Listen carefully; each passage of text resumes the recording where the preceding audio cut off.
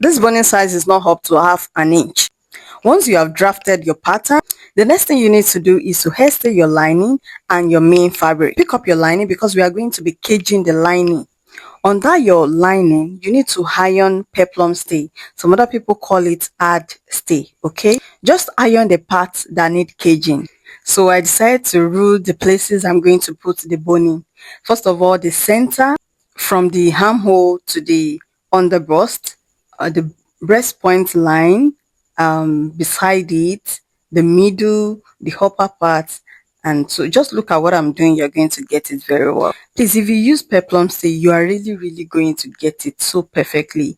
I used breast pad. That's what they call breast pad. You can also use it, but please try and use the soft one. There was a time I used the hard one, and guess what? By the time I put the main fabric on it, it was the caging was already too big, so I had to just squeeze it. But this one is just perfect because the peplum stays so flat and so hard. Now it's time for us to start caging. Okay, as you can see, the lines up there, the one at the top, at the middle, you know once you have drawn your line, the next thing is to push it inside so that you can sew the boning. Okay, like I said earlier, this boning is not up to half an inch. Okay, I think that should be 8 mm. I am going to start from the curve that comes from the armhole to the under bust and then to the armhole. This step is going to secure that curve. The next one is the upper part. And please don't forget to leave like an half or 1 inch before you place your peplum stay, as well as your boning. Naturally, by the time you start caging, it will be unveiling itself to you, how to go about it. I'm trying to do the upper part, and I think I did from the side to the center, and then I placed another boning again from the center to the side, because by the time I tried to do it straight, it wasn't giving what I wanted. It was not easy because it is a sweetheart neck. As you can see here, I've done one part and then I tried to put another boning to do the other side.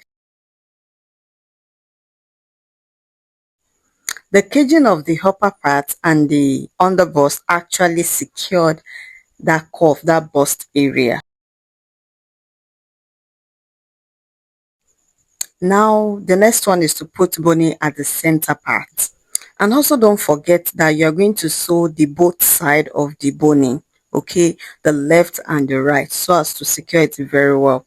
And by the time it gets to the underbust area, you're going to open it and then you insert that straight line there, okay, to secure it very well.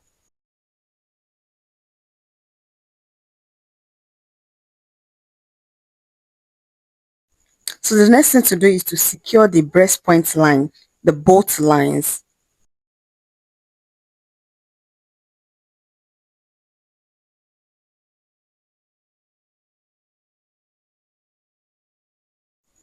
As you can see, I've gone ahead to put boning on the both breast points line, and as you can see, it's already coming out.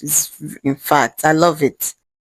Now there's a line in between the center line and the breast point line, so we're going to put boning there as well, so as to make it stronger. And please take note that that line is not a straight line, it is a curved line.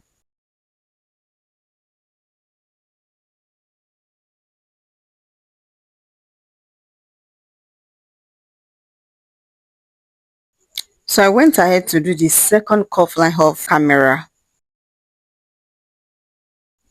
Now we are through with the vertical caging. The next thing is to focus on the horizontal. And all you need to do is just to be inserting the boning inside the lines. And here's the result with that one horizontal line. Now we have other lines to do, I think like 2. And we are done. And this is the final look of the caging. And as you can see, the result is massive. I needed the body to be structured very well, okay, because this is a bride dress, so I had to rule down some lines on the body and put boning there too. And the first thing I had to do is to remove my allowance to know exactly where to put the lines.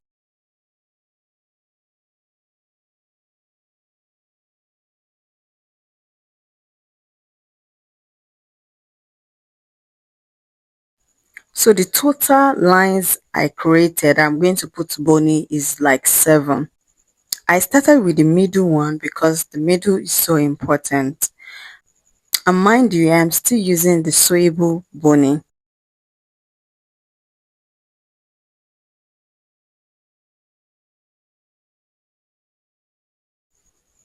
So I went ahead to do the rest off camera. But I need to say this, in case your thread is just removing, it can be frustrating. All you need to do is just to put machine oil. You can change the shuttle and just check everywhere. Okay. Now the next thing is to flesh up the boning area because we cannot just put the main fabric on it. It's going to be revealing. Okay. We have to flesh up, and what we are going to use is fiber and hemming gum and others. Okay. And your iron, most importantly.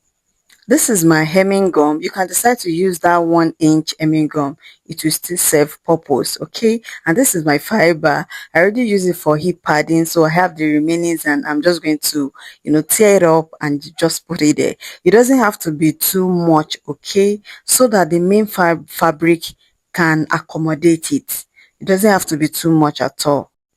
So the first thing I'm going to do is to put my hemming gum, and then I am going to apply my fiber on it. What I'm going to do is to simply flesh up the bony area, just the bony area, okay? And make sure that you do not put fiber on the 1-inch or half-inch that you left to sew. I mean to join to your yoke, okay? After you put your fiber, I just naturally like to put water on it, to gum very well. But even if you don't do this, it will still gum, okay? So the next thing is to iron it, iron it very well. And also put this under it so that it does not press down the bust point area or every part of it, okay? So that you can be able to iron it very well. Guys, I need to say this, that this is my first long video that I ever posted on my channel. Do well to subscribe. Please put on your notification bell so that you can be notified anytime I drop a video.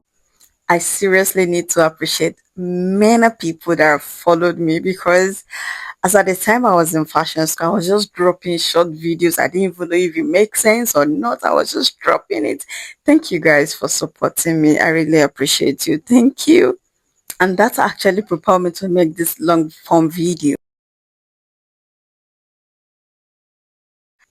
So the next thing you need to do is to remove all the unwanted, unnecessary fibers, especially at the upper part, at the underbust area. Remember I said that that part where you're going to join the yoke must not be fleshed. Now after you apply the fiber, the next thing is to cover everything up with your ST, okay? And then you go ahead and iron, and that is all. You really need to apply water on your hair stay for you to iron very well. But if you have a steam iron, that is perfect, okay?